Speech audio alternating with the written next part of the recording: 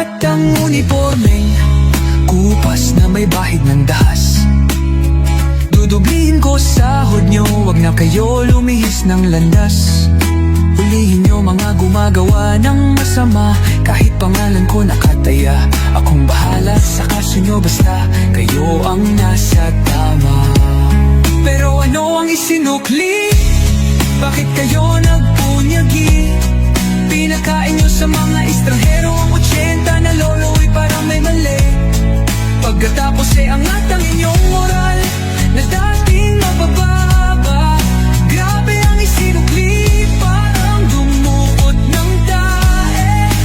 Tapos nilagay sa kamay, sabay sampal sa kanyang mukha.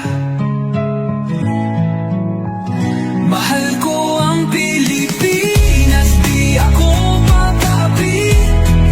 Ipinanganak ako sa bayang mapagtimpi. Ipaglalaban ko ang kalayaan, kahit ako'y masawi. Sisikatin ang araw, muli tayo magsasamang nakangiti.